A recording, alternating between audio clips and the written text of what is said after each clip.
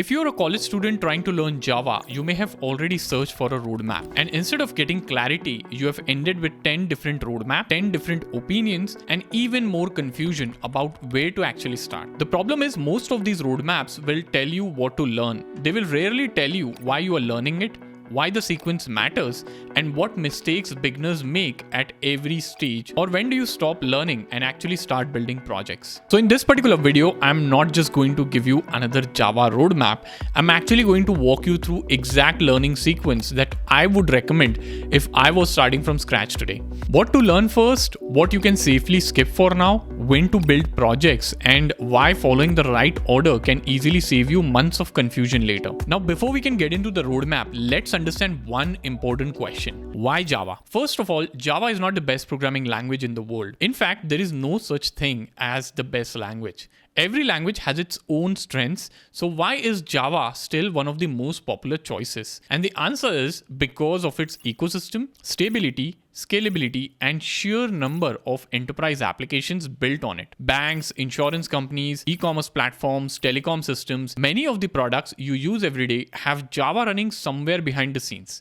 That's why companies continue to hire Java developers, and that is why it still shows up in almost every placement season. The goal of this roadmap isn't to make you know Java. The real goal is to make you capable of building backend applications that companies can actually hire for. Java is simply the tool we'll use to get there. Now here's something I wish someone would have told me when I started learning to code. See, languages change, but programming concepts don't. A for loop in Java isn't very different from a for loop in C++, Python, or even JavaScript. The syntax may look different, but the underlying idea always remains the same. What really matters is understanding how loops work, why recursion is useful, and when it makes sense to break your logic into function. Once those concepts become second nature, picking up a new language becomes much more easier. Now that's also why students who already know C++ often learn Java faster.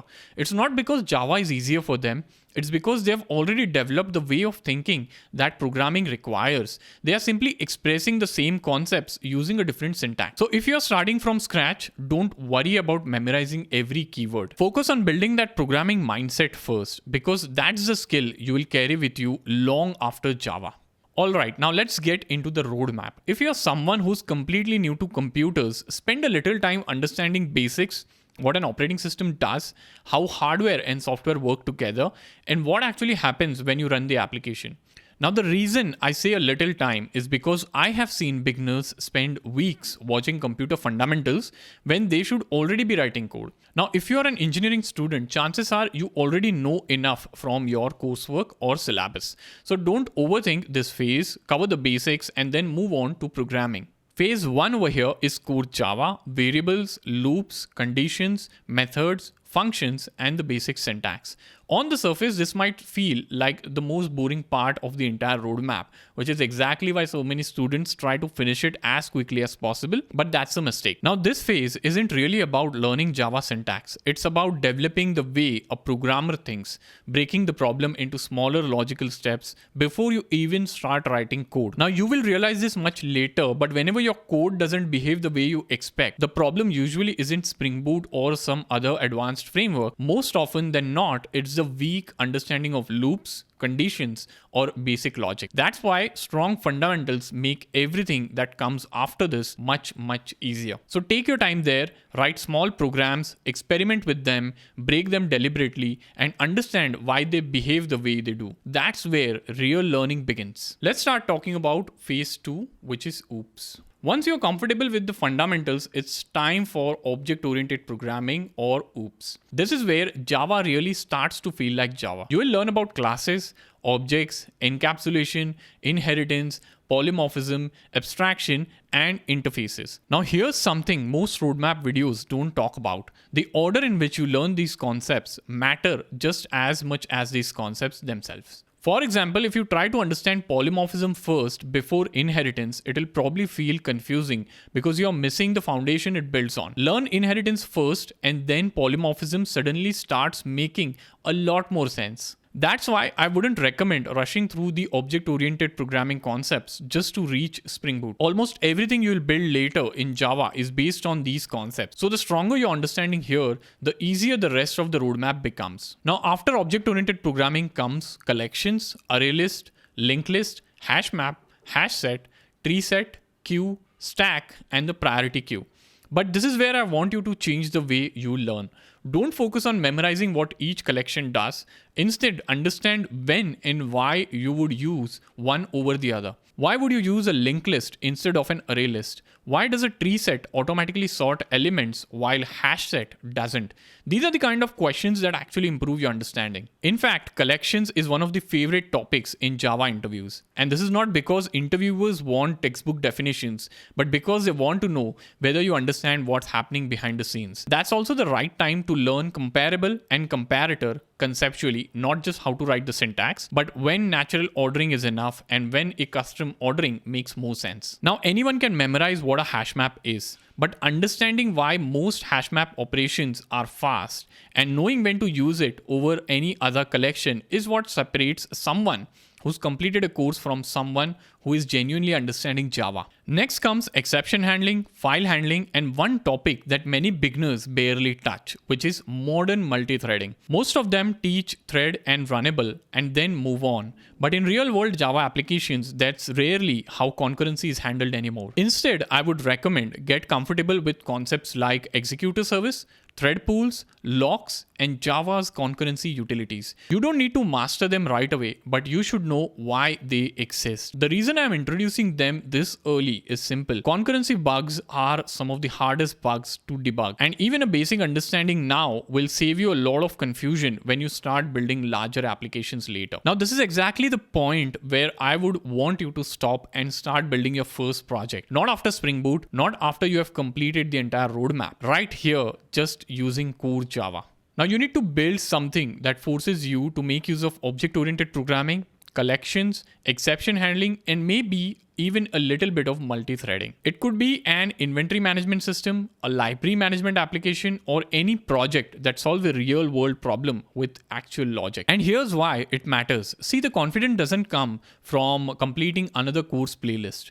It comes from spending an hour debugging a null pointer exception, finally figuring out what went wrong, and then knowing that you solved the problem on your own. And that's the moment you stop feeling like someone who is learning Java and start feeling like someone who can actually build with it. So don't just follow a tutorial and call it your project, but build it yourself, experiment with it, make mistakes, fix them, and understand why your code behaves the way it does. Now that's where real learning happens. Once you have built your first project, it's time to move towards the database side of backend development. Start with SQL, learn the basics of database, joins, normalizations, and then move on to JDBC. Now this is also where a lot of students try to take a shortcut. They jump straight to Spring Data JPA because it feels more modern and saves them from writing SQL queries. But that's one of the biggest mistakes you can make. JPA and Hibernate are built on top of JDBC and SQL. If you don't understand how a join works or how JDBC connects to a database and executes the query, you will never fully understand what these frameworks are doing behind the scenes. And sooner or later, something in your database layer will break.